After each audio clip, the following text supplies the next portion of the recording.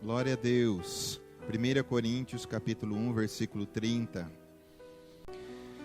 Mas vós sois dele em Cristo Jesus, o qual se nos tornou da parte de Deus sabedoria e justiça e santificação e redenção.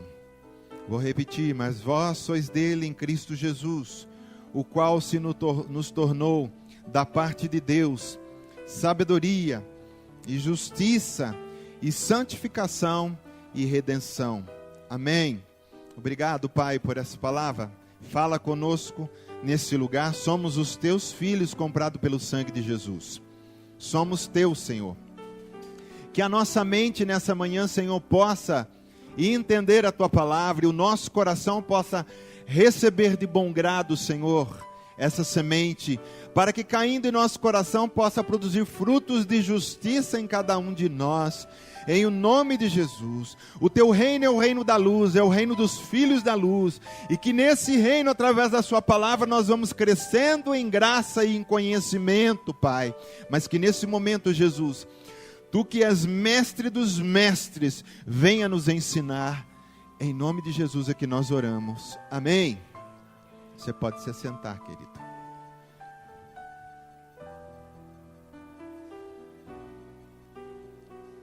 Aleluias.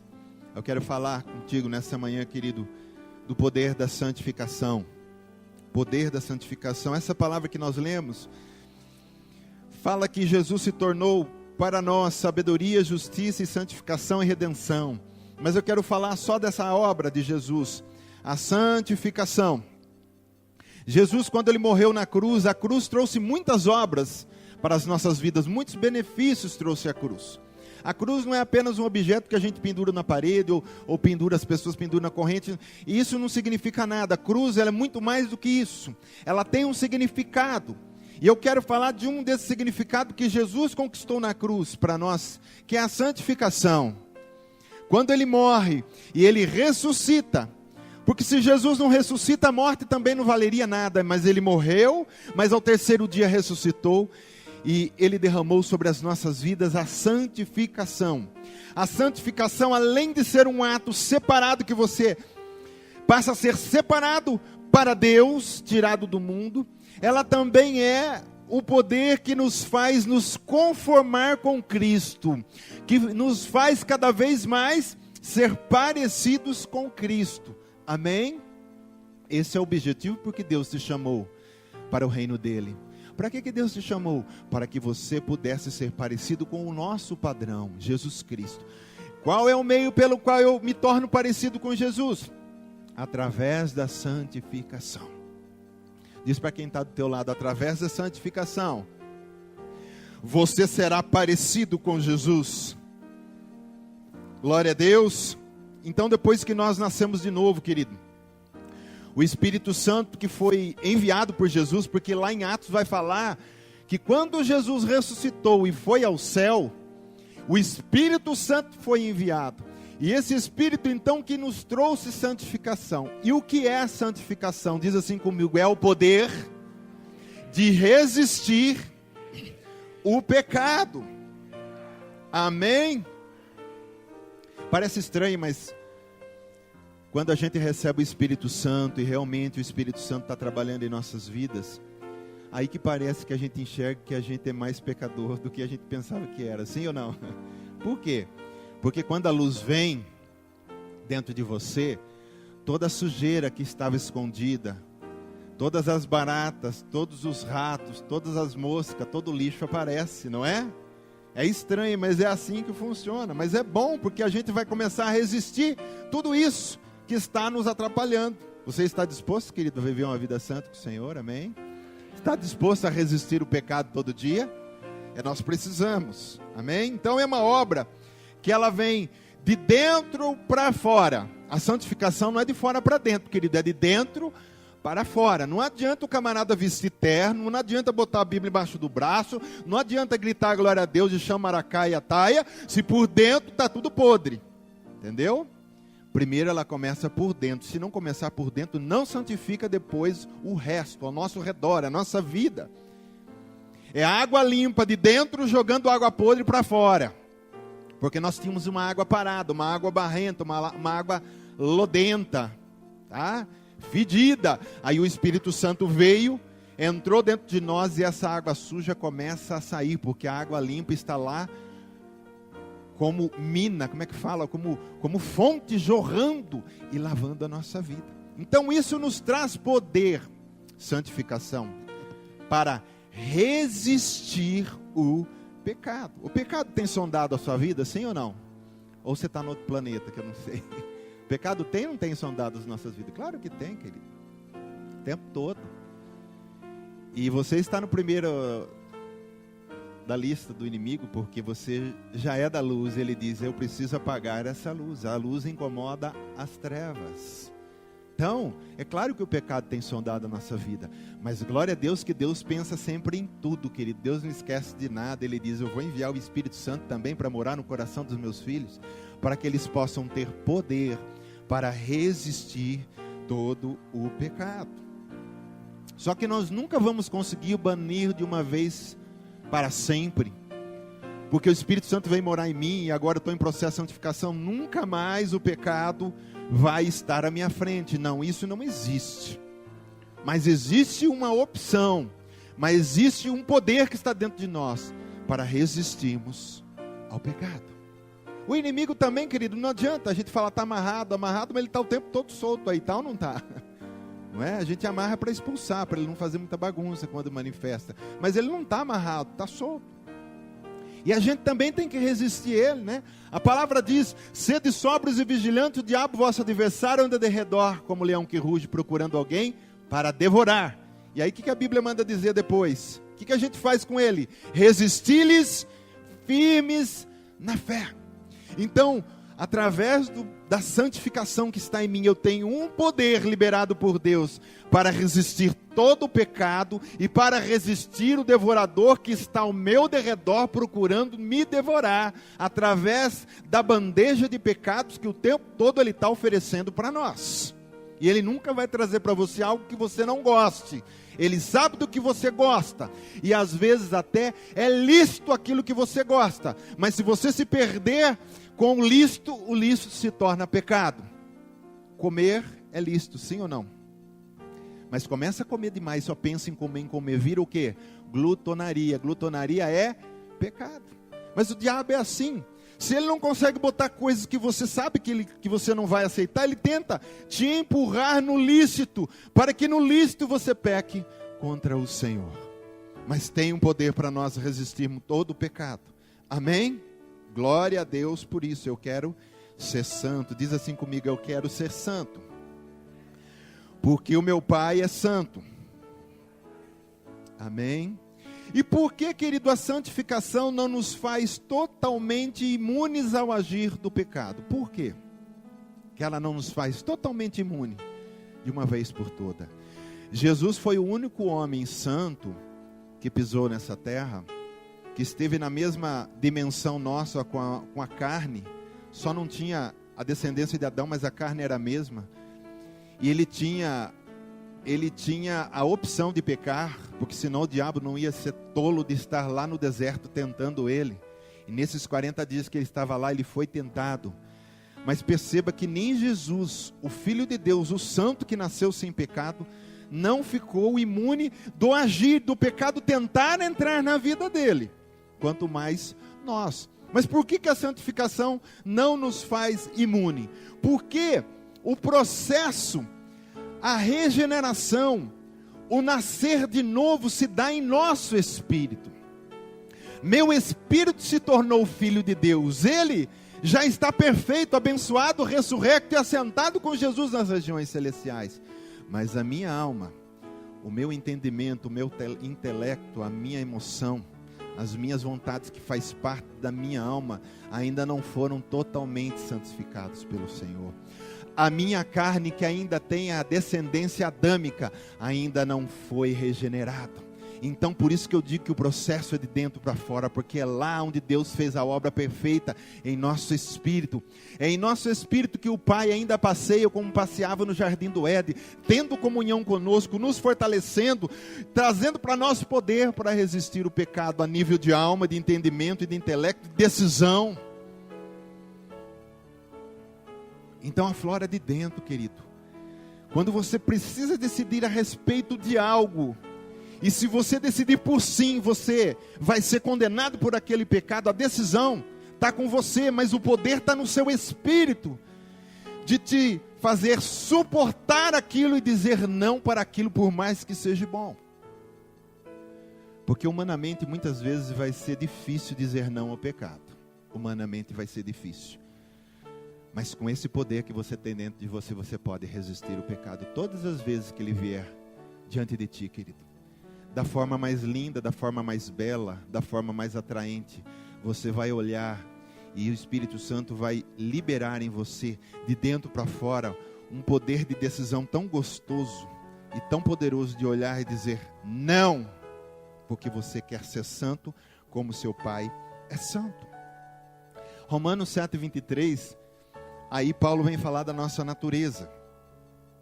Mas vejo nos meus membros outra lei que, guerreando contra a lei da minha mente, me faz prisioneiro da lei do pecado que está nos meus membros.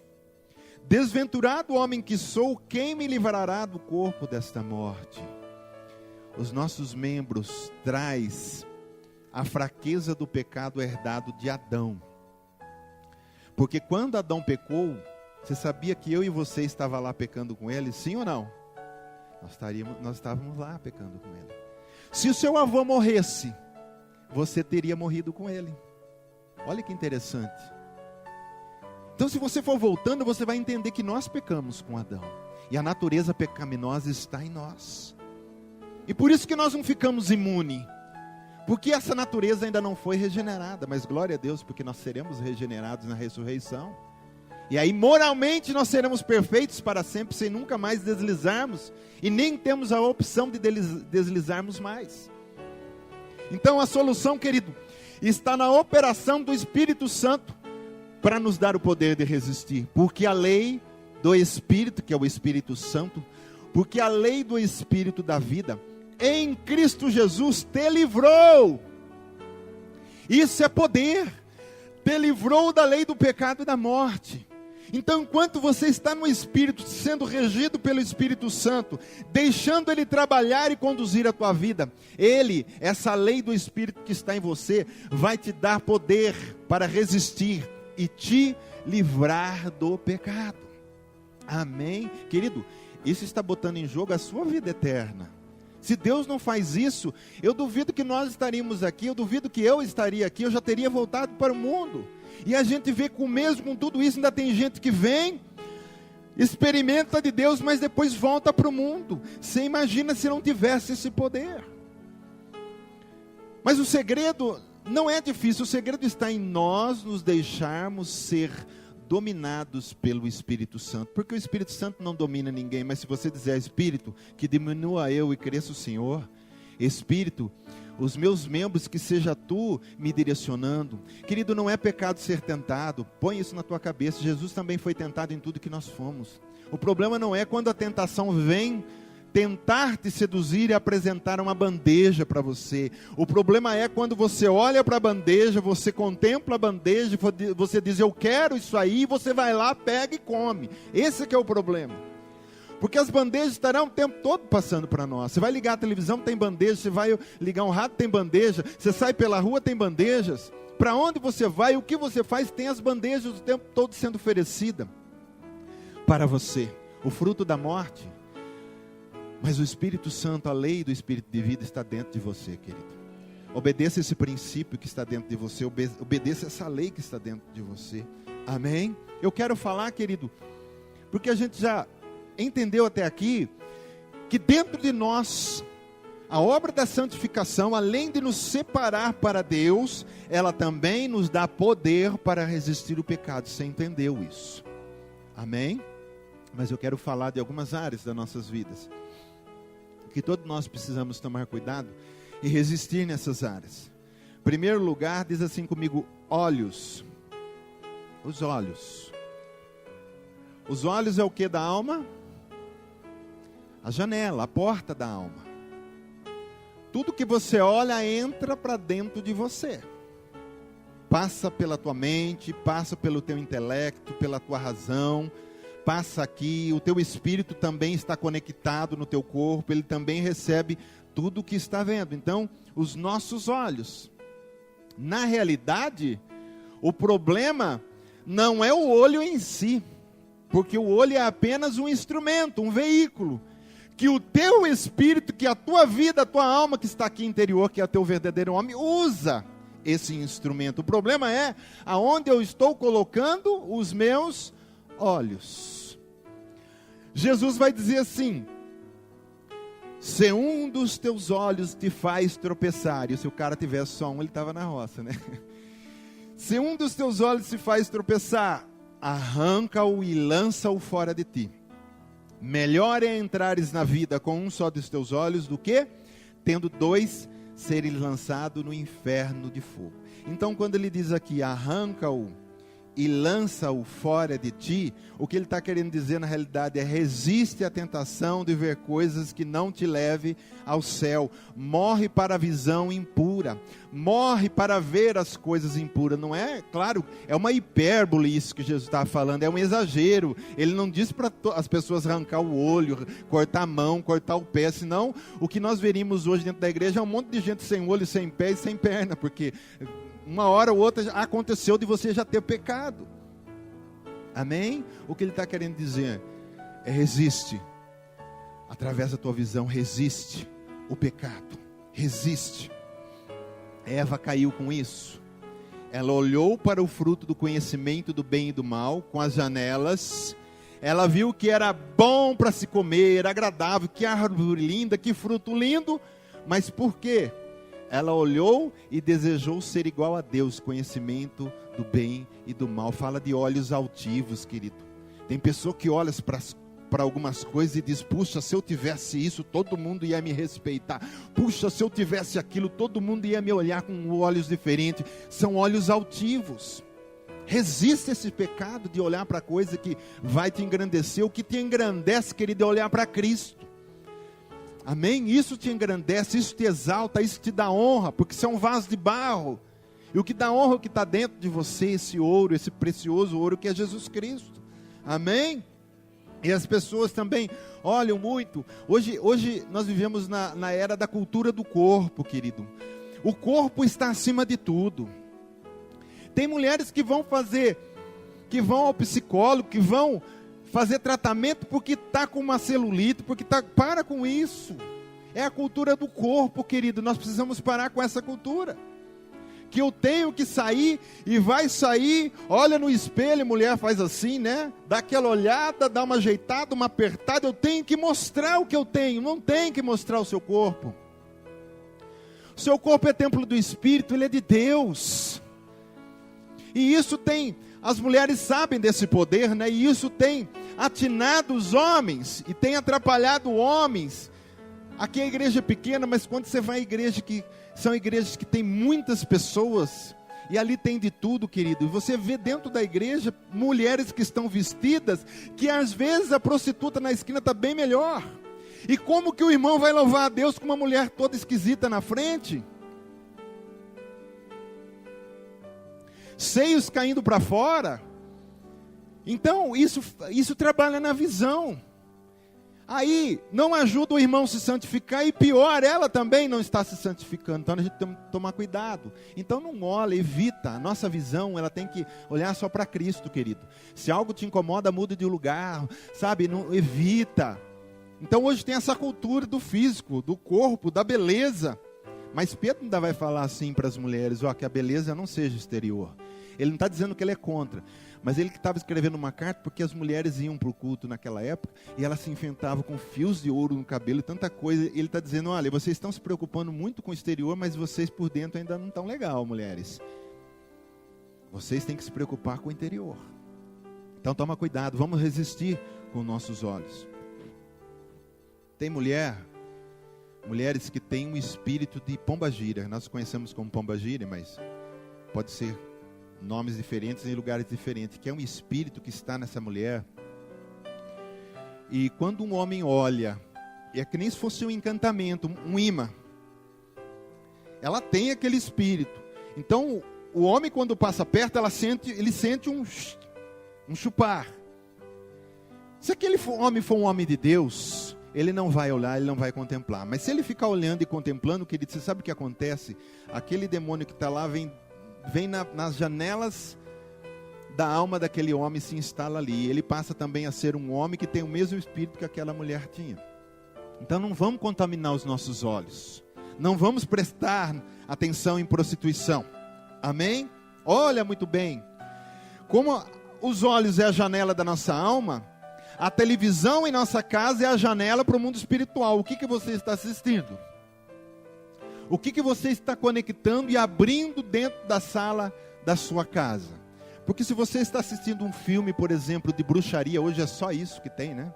Todo filme tem bruxaria e ocultismo, terror, demoníacos, satânicos. E você abre aquela janela, você acha que está entrando o que na sua casa por aquela janela? Anjos de Deus voando, e você está cantando, tem anjos voando nesse lugar. Tem mesmo, mas é outro anjo. Então a gente tem que tomar cuidado com aquilo que a gente vê, para resistirmos nossos olhos, porque, querido, é uma luta, são membros que nós temos. Então quando Adão caiu, os membros todos caíram, e o olho também caiu. O olho não é o olho em si, entenda, eu falo. A gente fala olho, mas é o que está. Nós que somos interior sabemos usar esse olho agora. Porque a carne quer ver coisas que muitas vezes Deus não quer que você olhe.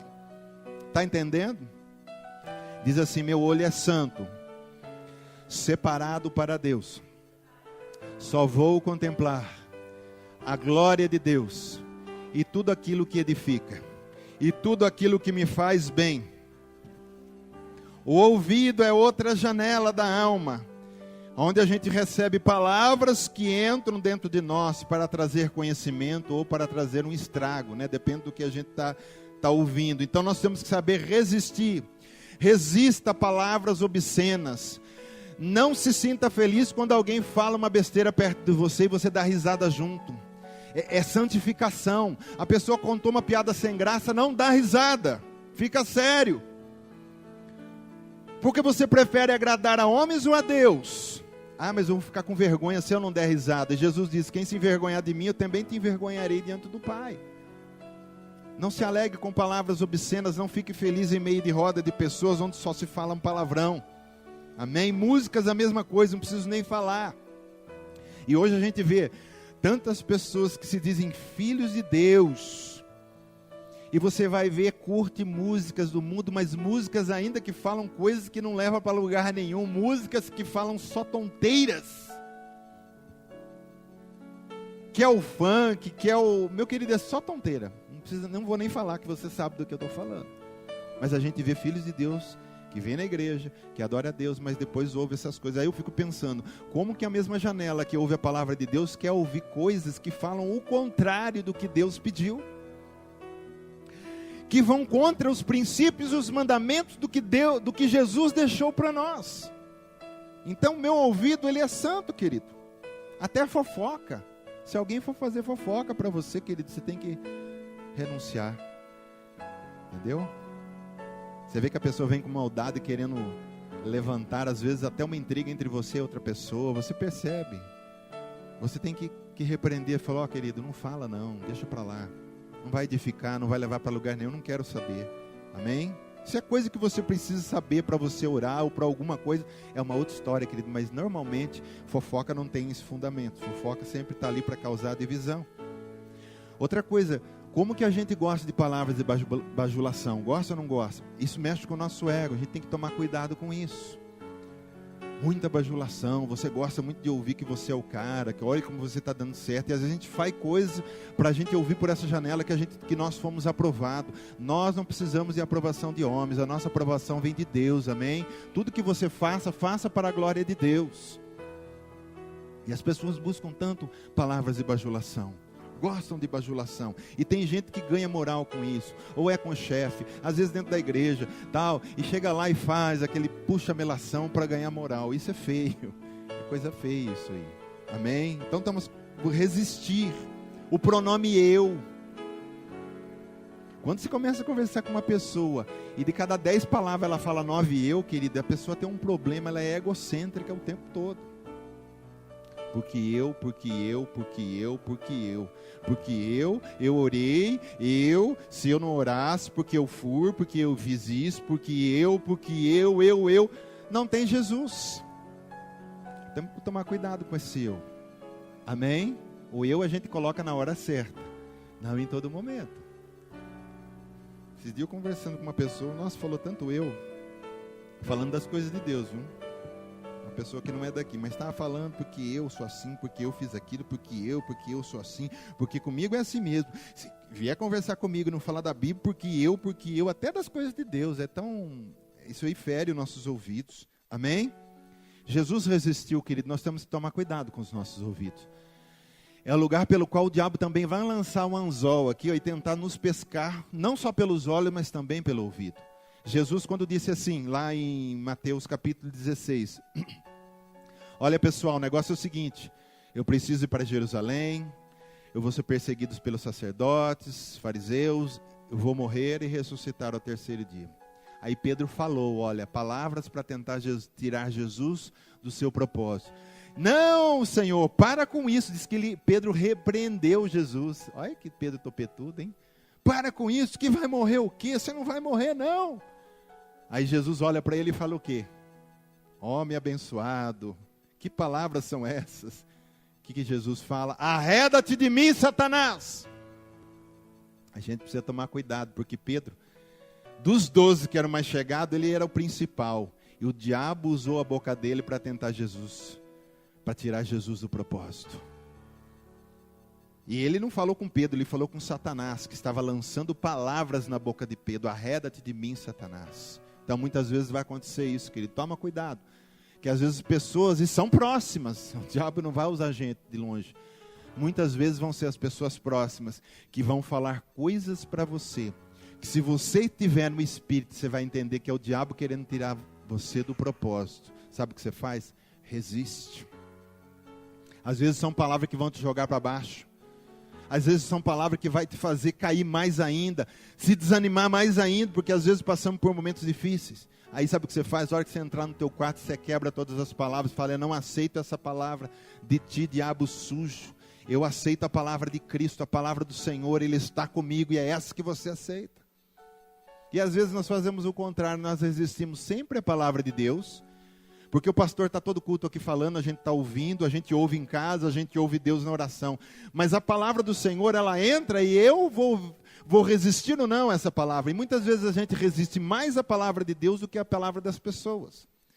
Vem o Zé Ruelo, o Zé Ninguém, a pessoa que não é nada, fala uma coisa para você que é a maior besteira, mas porque foi alguém que falou, que é do mundo físico, você corre e faz. Aí quando Deus que é invisível fala com você, você fica lá resistindo e dizendo, puxa, eu tenho que orar agora, vamos ver, né? Vamos passar 10 anos orando, vamos jejuando, um dia eu vou pensar a respeito dessa palavra. E Deus está falando, cabeçudo, é agora, você precisa fazer isso. E a gente não faz.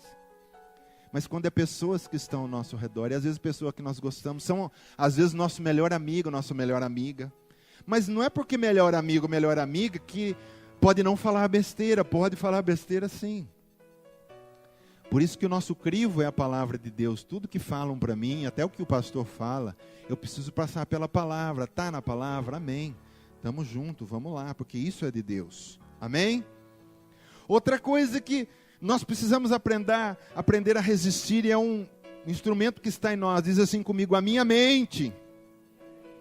A maior batalha da vida do crente, querido, se dá a nível de mente.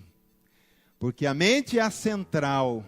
A mente é onde a gente decide tudo. A mente é o lugar da nossa razão. O diabo não quer o seu espírito, sabia disso? O diabo não quer o seu espírito, porque ele nem tem o que fazer com o seu espírito. O diabo quer a mente, para que através da mente você se perca, e aí sim vai o seu espírito com alma e tudo para o inferno. Mas ele quer pegar a nossa mente. A nossa batalha é na mente. Deus quer o que de você? Primeiro o seu espírito, porque Deus quer levar o seu espírito ao céu, porque o seu espírito é a imagem e semelhança de Deus. Então Deus começa pelo espírito. Deus não quer a mente só. A mente vai ser alcançada pela palavra, mas Deus começa no espírito. O diabo não quer seu espírito, o diabo quer a sua mente.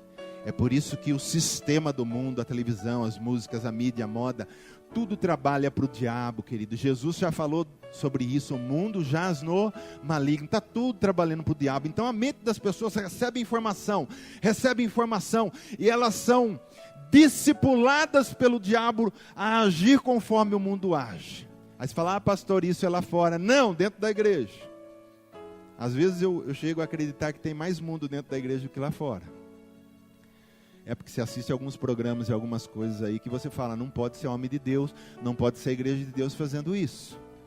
Mas porque o diabo diz assim, bom, já que eu não consigo trazer eles para o mundo e é um pouco mais difícil, então vamos enfiar o mundo dentro da igreja. Já conseguiu, isso já existe, o mundo já está dentro da igreja. Nós não podemos aceitar isso, querido. Nós não aceitamos, a minha mente vai ser discipulada. A palavra de Deus vai deletando toda a informação que eu recebi do mundo e vai acrescentando a informação que vem do trono do coração do meu Pai, aquele que me fez e deu o manual, porque Ele sabe como eu funciono, Ele sabe como eu tenho que funcionar bem. É através desse conhecimento. Amém? Então a batalha está na mente. Olha o que diz essa palavra, que você não vai acho que enxergar, mas se enxergar está aí.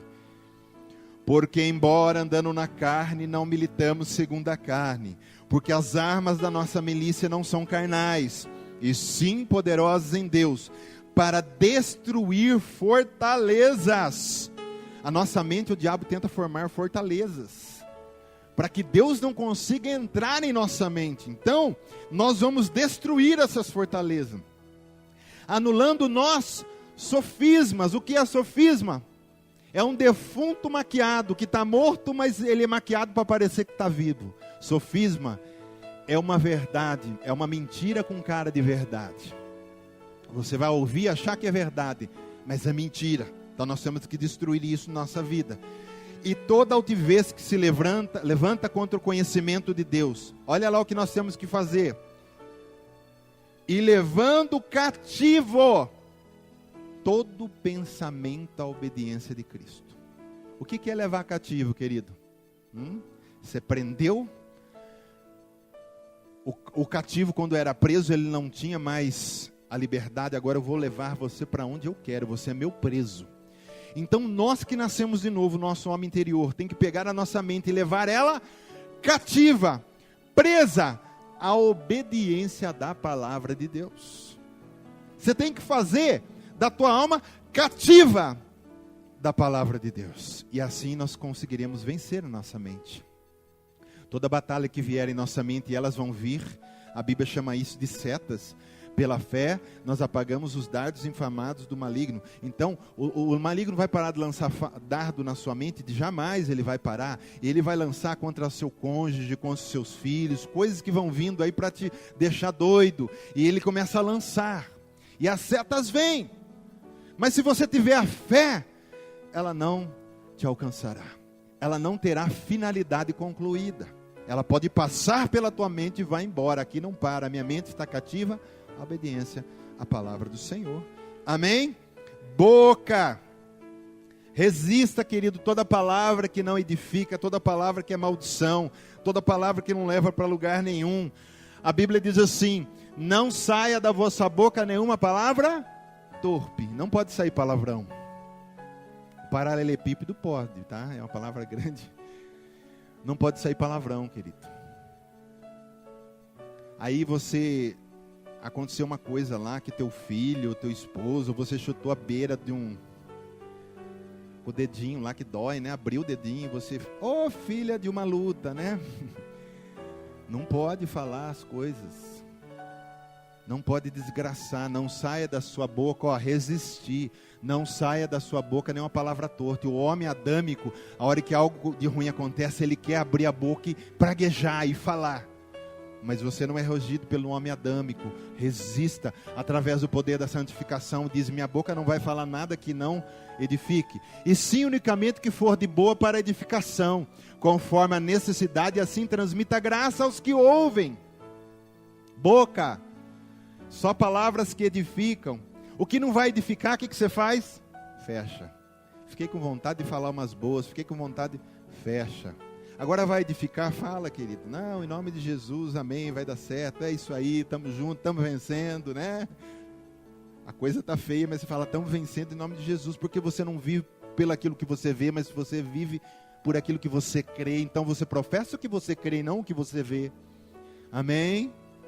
Abre a boca e começa a encher o mundo de perfume, de palavras, de coisas que vão, sabe, trazer luz.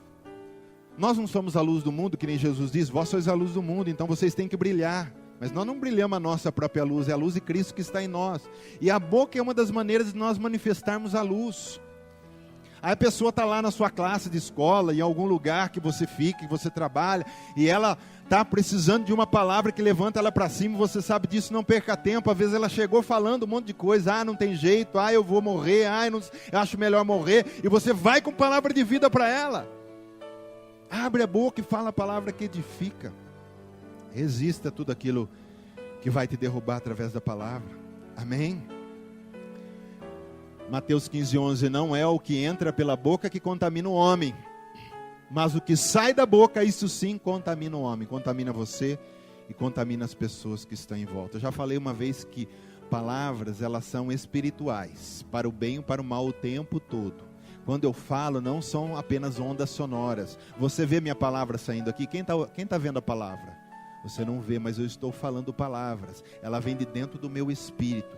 E se eu falar uma palavra de maldição, aquele poder de maldição da palavra vem. A Bíblia diz em Provérbios, eu não vou lembrar agora o capítulo nem o versículo, mas está lá, que diz assim, que o homem está enredado por aquilo que ele diz, pelas suas palavras, está enrolado, ligado com aquilo que ele fala. Você está falando sempre bênção, você está enrolado com a bênção, você está amarrado com a bênção. Mas se você está falando o tempo todo palavras de maldição, palavras negativas, você está amarrado com isso. Então palavras, elas são espirituais, e aquilo que eu falo para o meu filho é espiritual. Menininho burro, você não vai dar certo. O que vai acontecer quando ele crescer? Menininho burro que não vai dar certo.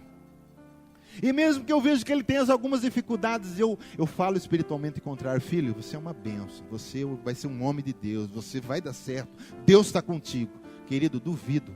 Não simplesmente por ser palavras jogadas ao vento, mas por ser aquilo que sai de dentro do seu coração. Amém? Abençoe sempre os seus filhos.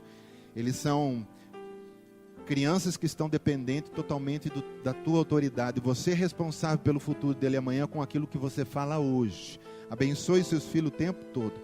Fale para eles sempre palavras que edificam. Falam para eles sempre palavra de Deus. E o que nós vemos hoje, que as palavras matam mais do que armas, querido. A gente acha que metralhadora, a gente acha que um 38, a gente acha que um míssil, que um canhão, que um caça mata pessoas. Se você soubesse o que é pessoas que estão mortas hoje por palavras que ouviu do marido, da esposa, da mãe, do pai, aquilo que acabou com a pessoa, ela sentiu como uma espada que atravessou o coração dela e a vida dela está acabada. Gente que estão tomando antidepressivos, pessoas que estão sendo internadas por palavras que ouviram de pessoas que gostavam.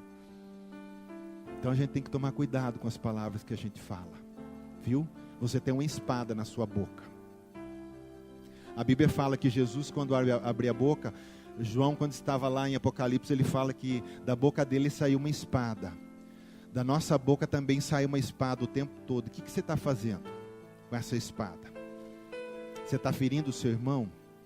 A gente tem que ferir o reino das trevas, querido. A gente tem que ferir o mal. Mas as pessoas, a gente tem que falar palavras que abençoam. Amém? Vamos largar para lá todo palavreado. A gente vê às vezes jovens, alguns tipos de gíria não tem nada a ver, mas tem jovem falando gíria que é totalmente do mundo, é totalmente coisas que você ouve, aquilo machuca a tua alma de ouvir jovens de Deus. Tome cuidado com as gírias, tome cuidado com o que o mundo fala, não vai falando tudo que o mundo fala, não. A vontade, querido, resista. Toda vontade que vier em você, ela é de Deus. Amém. Ela não é de Deus, estou fora. Mas seria tão bom, e até é lícito. Mas agora não é hora, agora não é o tempo, agora o limite já deu, entendeu? A gente tem que dosar tudo na nossa vida. É engraçado que para orar a gente dosa, para vir o culto a gente dosa, para tudo a gente dosa quando é Deus, a gente dá aquela limitada. Agora quando é para nós, querido, se deixar a gente passeia todo dia no shopping, se deixar todo dia a gente quer estar na praia, se deixar todo dia a gente, entendeu? Quando é para nós a gente não dosa, mas quando é para Deus a gente dosa. Vamos inverter isso, vamos dosar para nós e liberar para Deus. Libera para Deus. Diz para quem está do teu lado, libera tudo para Deus aí. Amém? Libera tudo. Libera tudo. Emoção, que fala dos nossos sentimentos. Resista a todo sentimento que não é fruto do Espírito. Ai, que raiva. Raiva é de Deus? Não, então está errado. Ai, que inveja. Ai, eu queria ter aquilo que o irmão tem. Por que o irmão tem e eu não tenho? Inveja, manda fora isso embora, querido. Amém? Então todo sentimento, estou falando de coisas porque nós estamos falando do poder da santificação para resistir. Então eu tenho que falar de áreas da nossa alma que nós precisamos aprender a resistir. Então quando a emoção vem, e é um sentimento que não é fruto do Espírito, eu não vou dar esse fruto, eu não vou dar esse gosto para o diabo. Você sabe que todo fruto que a gente dá, para quem que é para comer? É para mim ou é para as pessoas que estão em volta? O fruto não é para você, você é a árvore. Você já viu a árvore da manga e ela mesma colhe a manga e fala, não, pera, a manga é minha, deixa eu comer. A árvore que dá a manga é para as pessoas comerem a manga. Então tem muitos sentimentos que nós estamos liberando em nós que são frutos para demônios comer e se alimentar daquela ira, daquela inveja. E você deita maquinando. Você deita no travesseiro pensando, imaginando a situação de você matando a pessoa, de você jogando o ácido no carro dela, de você, sei lá. Isso é fruto que vai alimentando demônios na sua vida. E nós precisamos parar com isso. Vamos dar frutos de paz, de amor, de alegria, de paciência. E todo fruto da carne nós vamos podar essa árvore. Não vamos dar mais fruto nenhum da carne. Eu vou dar fruto no Espírito. Através dos meus sentimentos. Amém? Você está me acompanhando? Está dando para acompanhar? Eu preciso completar isso aqui, querido. Deus deu essa palavra, eu tenho que falar ela. Então, inveja, ciúmes, raiva. Sabe, esses sentimentos não podem brotar dentro de nós. Eu quero falar do corpo. Pois esta é a vontade de Deus, a vossa santificação. Que vos abstenhais da prostituição, que cada um de vós saiba possuir o próprio corpo em... Diz assim, eu tenho que saber possuir o meu corpo em santificação. Amém? Possuir o corpo em santificação. Então meu corpo, ele é templo do Espírito. O meu corpo é para a manifestação da glória de Deus. Então no meu corpo eu vou resistir tudo aquilo que vai ser obra do inferno. Então eu tenho que saber possuir ele em santificação. Então a santidade tem que fluir através do meu corpo. Ele não é santo, mas flui através dele. As minhas mãos são membros. Muitas pessoas usam para tirar, para roubar.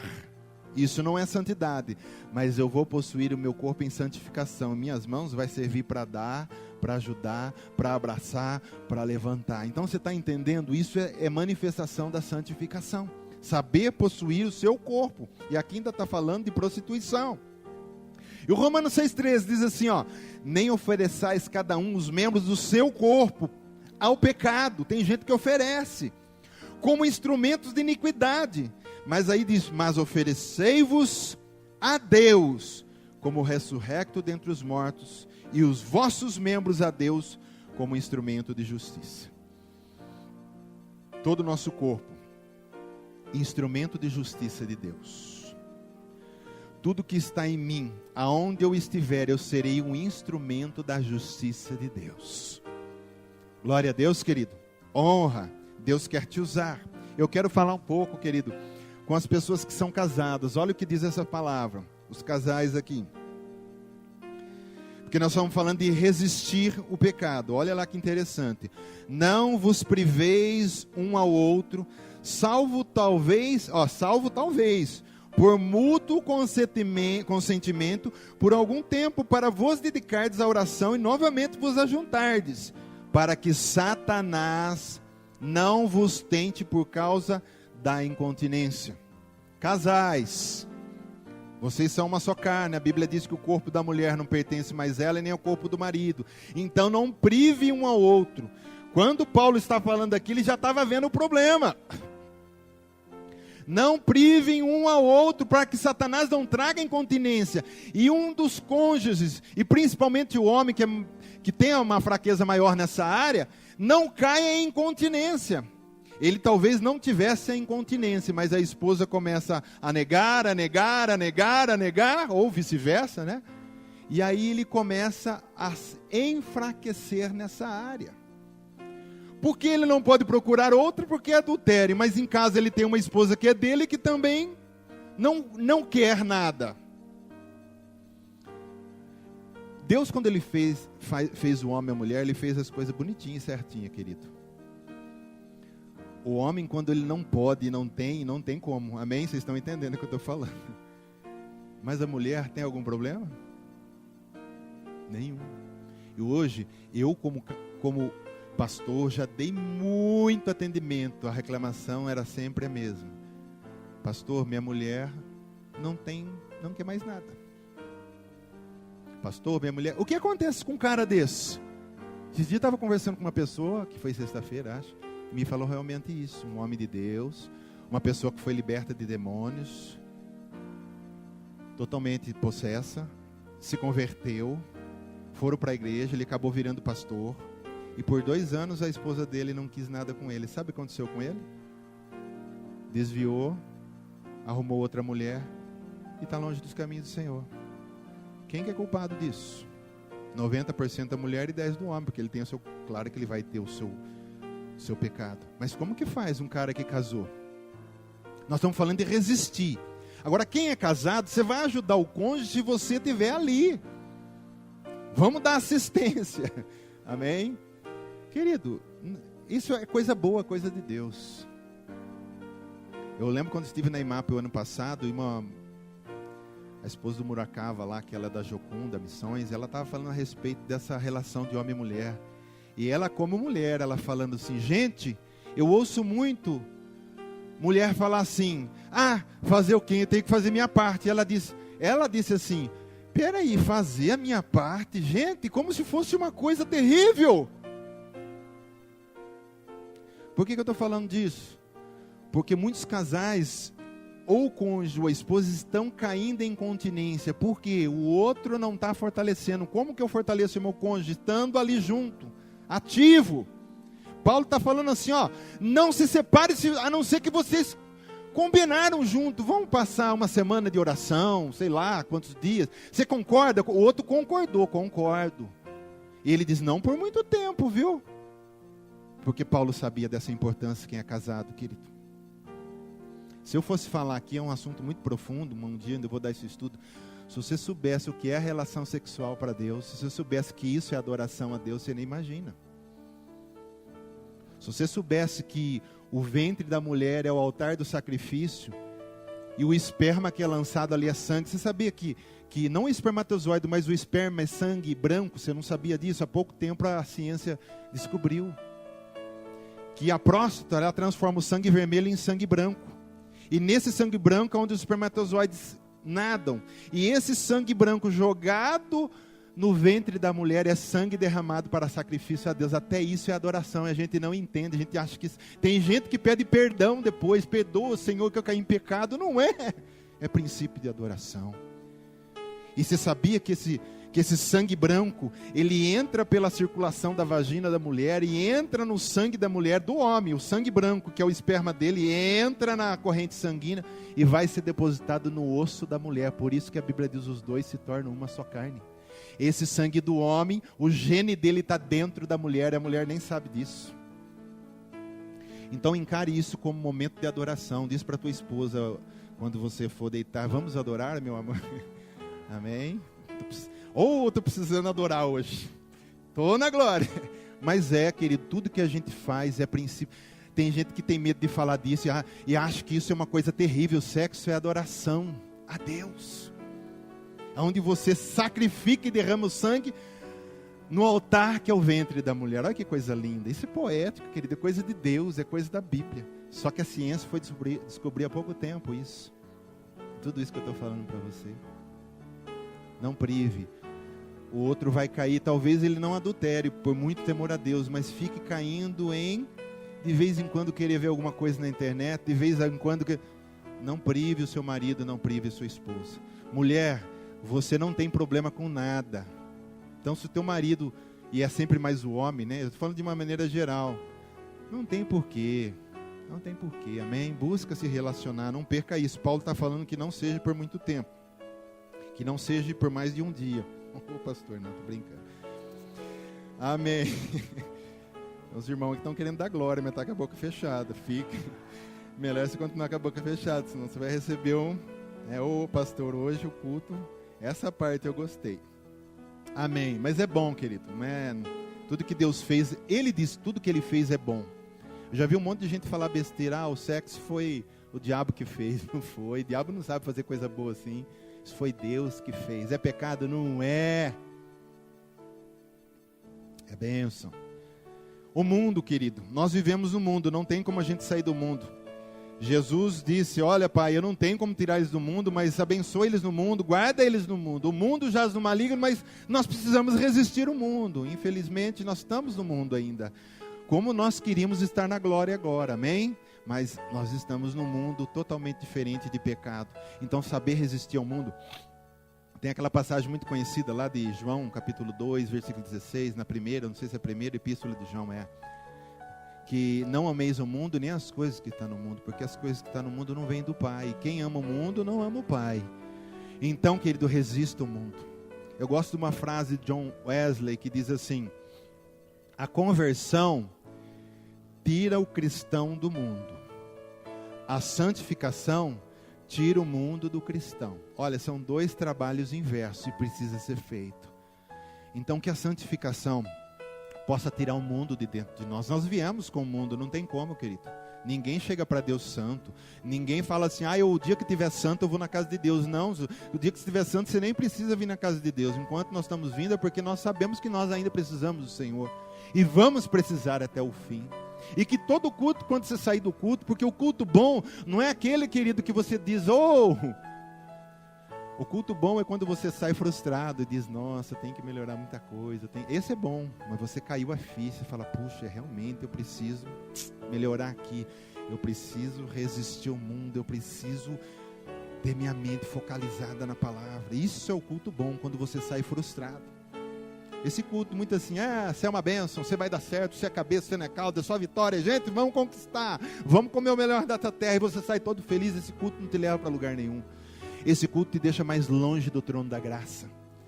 Porque você começa a ficar cada vez mais ancorado nesse mundo, com as coisas do mundo, que o pastor só fala das coisas do mundo, de carro, e eu sei que você precisa do carro, da casa, eu sei que você precisa ter uma vida. Querido, não somos contra isso, mas entenda, culto que só pregam isso, a pessoa só fica com a cabeça nisso, e está longe de Deus a quilômetros de distância.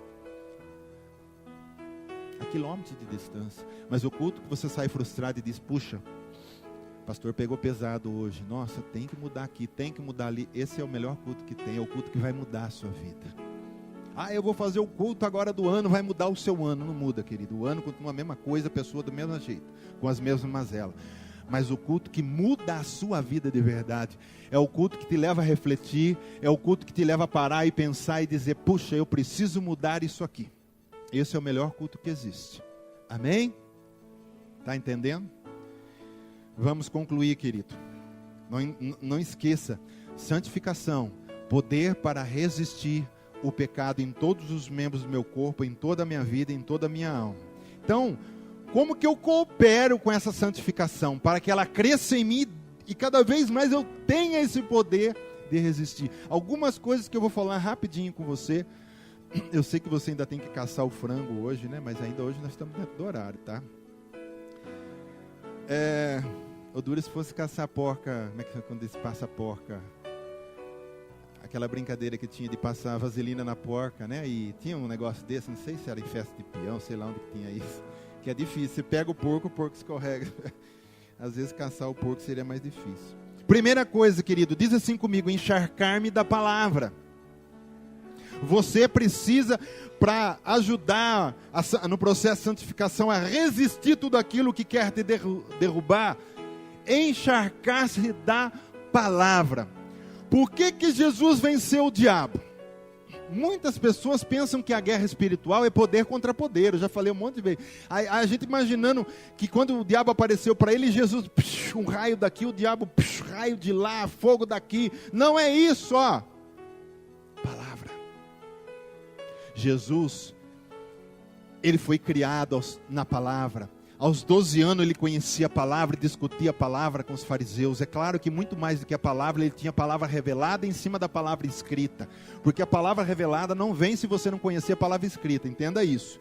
Não é um negócio que cai do céu e pum, não. Você tem que ter palavra, se encharcar dela, como uma esponja encher-se dela. Então quando Jesus diz assim, diz o Senhor para o diabo, ele tinha uma palavra para falar para ele. E quando vier a tentação para nós, o que é que você vai dizer? Assim diz o quê? Você não sabe nem o que falar. Já perdeu. Você tem que ter a resposta para o diabo. Jesus venceu porque quando ele falou, transforme essas pedras em pães. Jesus estava morrendo de fome. Ele diz, nem só de pão viverá o homem, mas de toda a palavra de Deus. Querido, mas tomou no meio do zóio. O diabo apanha, querido, não é quando eu pulo, dou piroleta ou berro. Tudo isso é bom, é gostoso a gente extravasar na presença de Deus. Mas o diabo apanha quando eu lanço contra ele uma palavra, uma espada, que diz assim, diz o Senhor. Então a gente tem que enxergar, senão a gente não consegue resistir. Como que o Espírito Santo vai trazer uma palavra para você, se você não tem a palavra? O Espírito Santo trabalha em cima daquilo que é legalidade. A palavra que você tem, ele usa de instrumento ao teu favor. Se você não tem palavra, ele vai usar o quê? O que ele vai puxar de dentro de você, se você não jogou palavra para dentro de você? Amém? O que você vai dizer? Assim diz o Senhor o quê? Não tem. João 14, 26, mas o Consolador, Jesus está falando, o Espírito Santo, a quem o Pai enviará em meu nome, esse vos ensinará todas as coisas, e olha que interessante agora, e vos fará lembrar de tudo o que eu vos tenho dito. Ele vai lembrar o que não ouviu? Não, só o que vocês ouviram. O que Jesus falou está escrito aqui. Aliás, a Bíblia toda fala dele, desde Gênesis e Apocalipse. Então, como o Espírito Santo vai lembrar uma palavra para você na hora que você precisa, ou para você, ou para outra pessoa que você vai evangelizar, que você precisa falar, e você não tem nada dentro de você está vazio de palavra. Querido, nós precisamos nos enxergar dessa palavra. Nós precisamos nos enxergar dessa palavra. Essa semana, quantas horas você gastou em WhatsApp, Face, e quantas horas você gastou com a Biblinha, sentado na tua cama lendo? Entendeu? Aquilo que você dá mais atenção é aquilo que tem importância na sua vida. E eu não sou contra o WhatsApp e Face, entenda bem. Estou dizendo das prioridades. Santifica-os na verdade. A tua palavra é a verdade. Nós não estamos falando de santificação? Que a santificação é poder para resistir ao pecado? E olha lá, o que é a santificação? Santifica-os na verdade. A palavra traz santificação. A palavra. João 8,32, e conhecereis a verdade, e a verdade vos libertará. Como que você vai ser liberto do pecado? Quando você conhece a verdade. Nós temos casos aqui na igreja de pessoas que participaram dezenas e dezenas. Meu genro está ali, eu lembro um dia que nós estávamos discipulando ele na mesa de casa. Ele diz, nossa, 22 anos eu fui enganado na igreja, não sabia disso. Nunca ninguém falou da verdade, ele estava em idolatria e tantos pecados.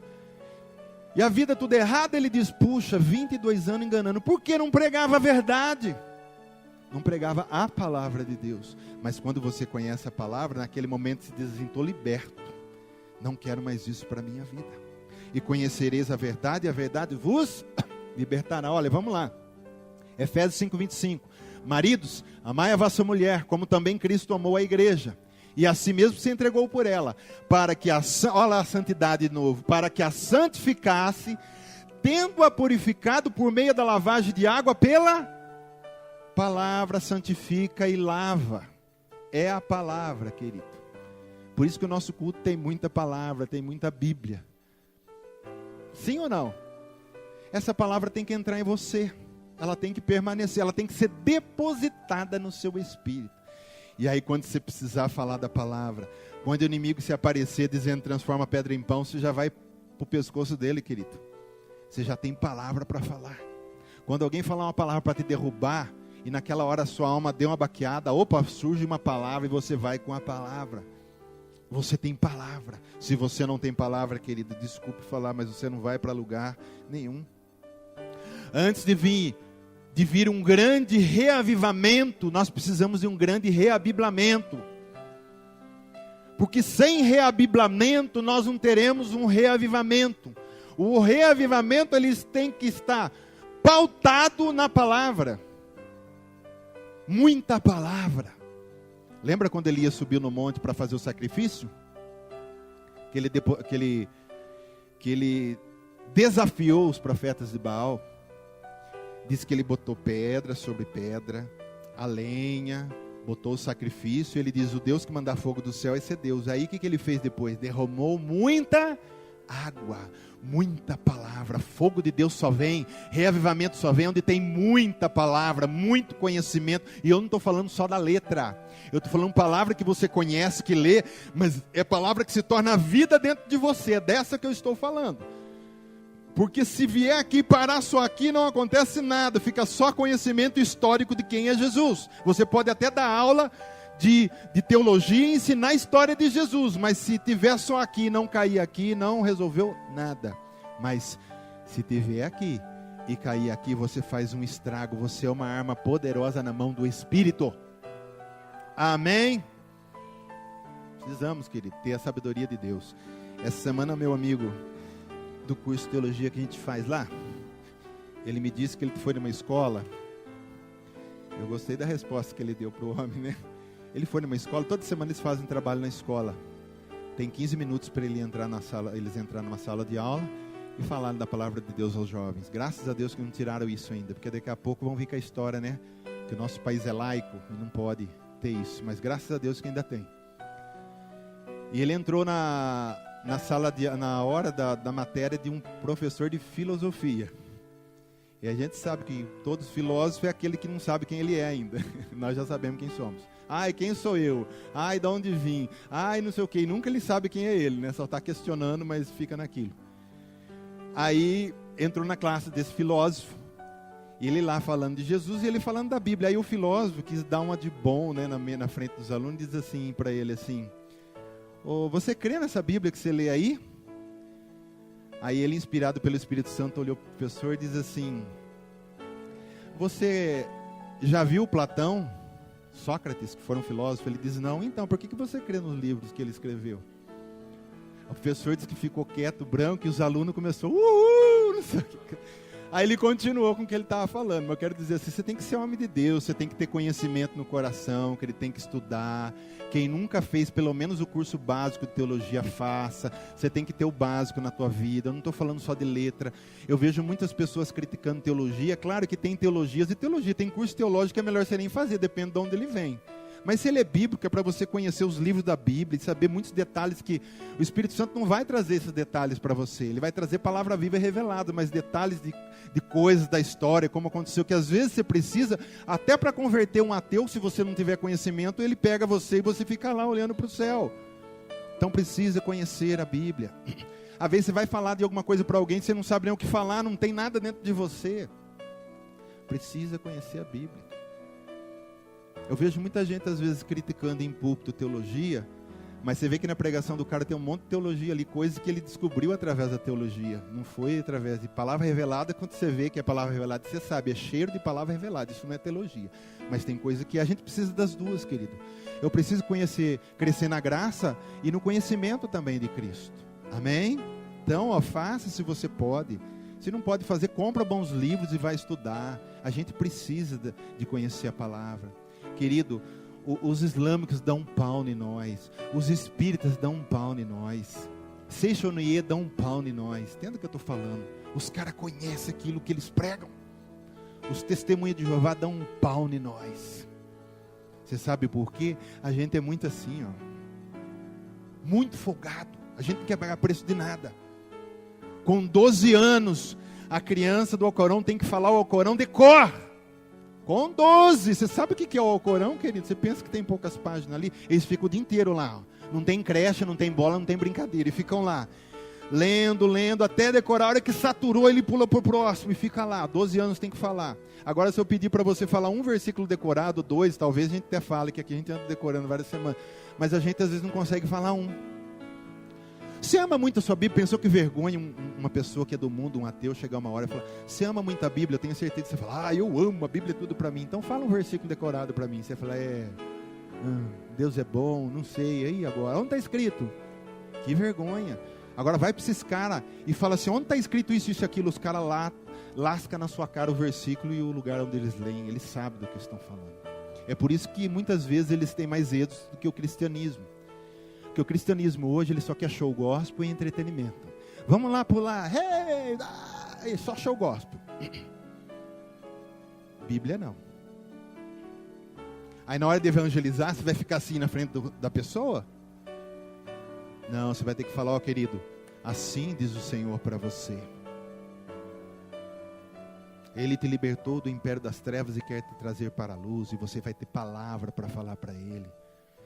Você sabia que pelo menos é uma vergonha, que pelo menos João 3,16, isso tem que ser decor na nossa vida. Que é o centro de toda a Bíblia da salvação, que Deus enviou o seu único Filho, né? Nos deu o seu único Filho para que todo aquele que nele crê não pereça, mas tenha vida eterna. Esse você tem que ter. Pelo menos, para não ter vergonha. Querido, paga o preço, estude. Estuda, menino, estuda. Outra coisa que vai nos ajudar a resistir, já estou acabando. Viver debaixo da manifestação da glória do Senhor Jesus. Quanto mais tempo eu ficar debaixo da manifestação da glória de Jesus, mais dali eu vou sair parecido com Ele. A gente também não perde tempo, que não é perder, é ganhar, né? Mas a gente não gasta o nosso tempo, às vezes, investindo no momento de comunhão com o Senhor. Como que é gostoso, querido. O dia que você pegar gosto para isso, você não vai querer parar. Como que é gostoso. Sexta-feira eu não estava muito bem. Mas você sabe, toda vez que eu vou na presença do Senhor, né, toda vez que está naquele momento de oração, Deus é fiel, querido. Aí comecei a orar na sala lá, e botei aquela luzinha bem baixinha assim, botei o somzinho e fiquei ali andando, glorificando, um pouco de joelho. De repente, sabe aquela coisa gostosa, é a manifestação da glória do Senhor. Ele manifesta quando os seus filhos o clamem, o buscam. Quando você olha para você e fala: Deus, eu sou um lixo. Senhor, vem aqui. Senhor, sem ti eu não sou nada. Senhor, eu preciso de ti. E ele vê a sede que você está dele e fala: não tem como resistir um tchuque-tchuque desse, eu vou lá. E aí ele vem. Não é que ele vai lá, querido, porque ele não está lá. Não é que ele vai lá porque ele não está lá. Mas ele manifesta. Né? Às vezes você está trabalhando, Jesus está ali com você, mas ele não está manifestando a glória, ele só está ali com você. Mas quando você tem aquele momento: agora eu Senhor, hein? Vamos lá, Senhor, eu quero intimidade contigo. E você está ali buscando: eu quero, Senhor, e você chora. O que ele faz? Ele manifesta a sua glória. Moisés ficou 40 dias no monte, e ele desceu com cara de quem? De Deus. O rosto dele brilhava como sol. Você já olhou para o sol? Ao meio-dia, você consegue? O rosto dele brilhava como sol. Estevão era um homem tão debaixo da glória e da presença de Deus, que quando ele estava discursando no Sinédrio, antes de ser apedrejado e morto, diz que todos eles olhavam para ele lá e diz que ele tinha rosto de anjo, porque era fluorescente. E como nós estamos precisando pegar o cheiro do Pai, querido. Nós estamos com o cheiro do mundo. Vamos encostar no Pai, vamos chegar no Pai. Vamos botar o joelho e dizer: Senhor, eu quero a manifestação. Se você nunca experimentou, nem sabe do que eu estou falando, você vai ajoelhar nessa noite e você vai dizer: Senhor, eu quero aquilo que o pastor falou. Eu não sei o que é a manifestação, mas o Senhor vai mostrar para mim agora. Quero que o Senhor tire da manga aí, o que é esse negócio aí da manifestação. E ser, querido, estar debaixo da glória de Deus. Quanto mais você ficar assim, mais fácil vai ser para você resistir o pecado. Você vai estar tão cheio da glória de Deus, o pecado passa e você nem vê, querido. O diabo fica que nem tonto, né? Trazendo bandeja para lá e para cá e passando, e você não está nem vendo. Aí ele fica doido, porque você está cheio da glória do Senhor. E quanto mais cheio da glória, mais cheio da presença, mais parecido com Jesus você vai ficar. Mateus 26, 41, olha, vai quase que falar a mesma coisa que que eu estou falando aqui. Vigiai e orai para que não entreis em tentação. O espírito na verdade está pronto, mas a carne... Então você ora por causa do espírito ou por causa da carne? Porque a carne é fraca, o espírito está pronto. Então, para que a sua carne, ela entre no eixo. Então você precisa vigiar e orar. Hora devocional. Você come todo dia? Sim? Então você tem que orar todo dia. Você tem que orar todo dia. Você toma banho todo dia? Sim. Você tem que orar todo dia. É uma necessidade básica como qualquer outra que você tem. Você tem que ter tua hora devocional. Hora devocional, marca lá que hora que vai ser, quando vai ser. Tenha a sua hora devocional. Outra coisa para quem não é, busque. 1 Coríntios 14:4, o que fala em outras línguas, si mesmo se edifica. Você precisa ser edificado com o poder. E se você não fala em línguas, busca, porque Deus diz que aquele que busca o Espírito Ele dá, aquele que busca o dom Ele dá, e o dom de língua é um dom universal. E quando você ora em língua, é a única oração que ela é 100% perfeita, porque é o seu Espírito orando diretamente com Deus. Você não sabe que o seu Espírito está falando, a sua mente não sabe. Por isso que ele fala, o que fala em outra língua, assim mesmo se edifica, a mente fica infrutífera. Você ora em língua, está dirigindo, orando em língua. Orando em língua é bom porque você não precisa, a mente não precisa pensar, né? Que você vai falar. É o Espírito está falando o tempo todo, sua mente pode estar fazendo o que quiser. Pode estar fazendo conta, pode estar pensando o que quiser, mas o Espírito está lá. Você está dirigindo e está lá. E às vezes você está tão ali na oração em língua, né? Xarama cantarará, e para no pedágio. Falou, ô Xiri me canta, desculpa aí, bom dia. Entendeu? Não sabe de tanto que ora em língua. Ore em língua, querido, quanto você puder. Isso vai te ajudar, vai edificar o seu espírito, vai fortalecer ele para que você possa resistir na santificação ao pecado. Estou falando coisas que vão te ajudar. Isso aqui está sendo mais um culto de ensino do que uma pregação. E eu sei mais ensinar do que pregar. Amém? Você sabe quantas vezes Jesus pregou nos 4 evangelhos? Já fizeram isso? Não sabe quantas vezes? Ele pregou 11. Pregação. Você sabe quantas vezes ele ensinou? 66. Jesus mais ensinava do que pregava. Eu não consigo ver Jesus dizendo assim, porque o semeador, ele saiu a semear, e veio o pássaro, pássaro, misericórdia, tenha misericórdia. Não, ele sentava, querido, com as pessoas, e ele ensinava, ele dizia, gente, um semeador saiu a semear. Ensino é assim, é sossegado. Mas às vezes precisa desse, né? Não sou contra, não acho até gostoso. Eu acho que até falta isso em mim. Mas eu não consigo, eu estou indo no Espírito. Do jeito que o Espírito me leva, assim que vai. Ele ensinava assim. Uma parte caiu à beira do caminho. A outra caiu em solo pedregoso. Às vezes ele dava aquela pausa para a pessoa pensar. A outra caiu entre os espinhos. Mas uma parte caiu em terra boa. Mas ele não explicou a palavra, né? Ele explicou depois.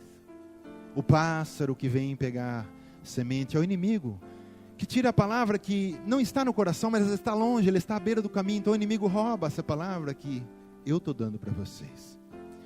A que caiu em solo pedregoso, nem lembro mais o que é aquilo. É quando vem as lutas, né? E ele explicou, mas querido, é assim que ensina. Amém? Então muitas vezes eu não consigo, mas amém, glória a Deus.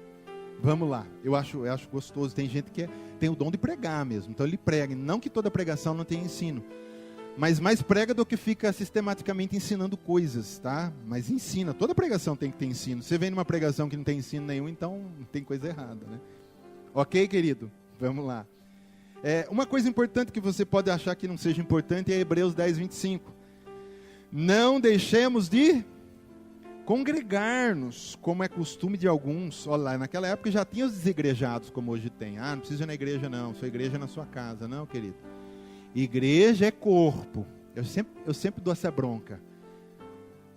Eu sou a igreja. Não, você não é a igreja, você é templo de Deus. Você é templo do Espírito, onde o Espírito habita. Agora, igreja é corpo, a comunidade é juntamento de pessoas. Cabeça, corpo, é a igreja de Jesus espalhada sobre a terra. Se você não está com o povo de Deus, você está fora do corpo. E fora do corpo você vai morrer.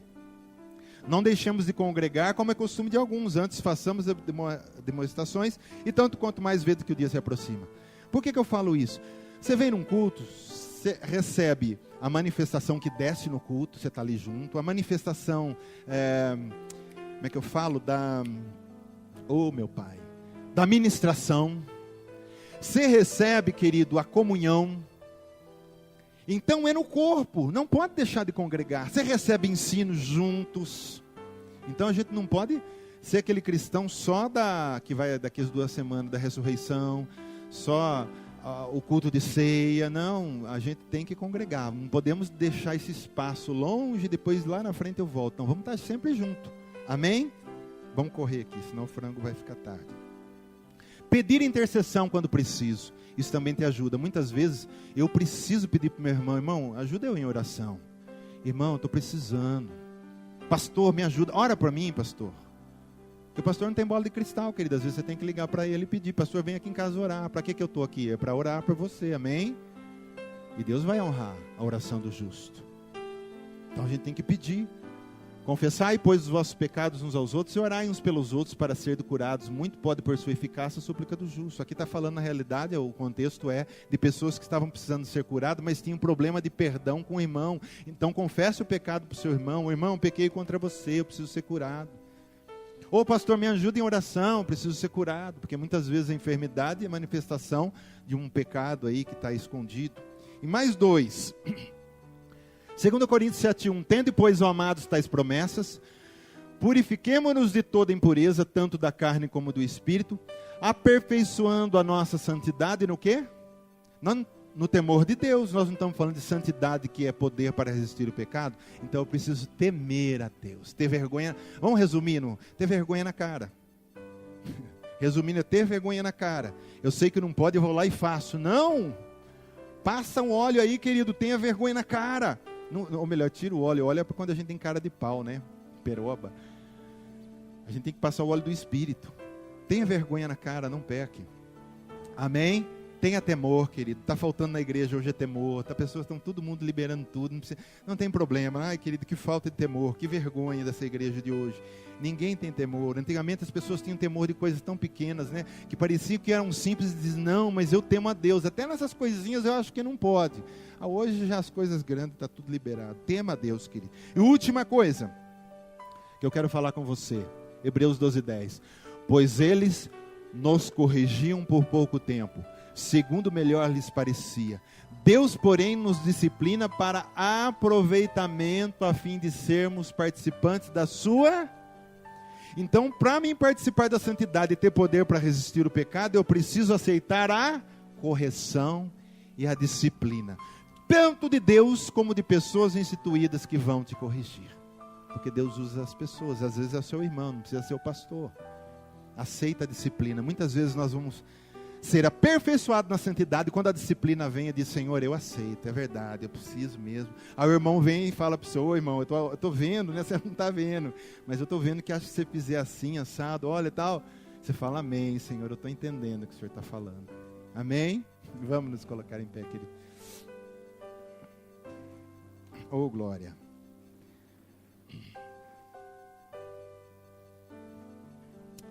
Querido, nós estamos até um pouco, né, ainda 10 minutinhos, não quero passar muito para não te atrapalhar. Eu quero orar com você nessa manhã.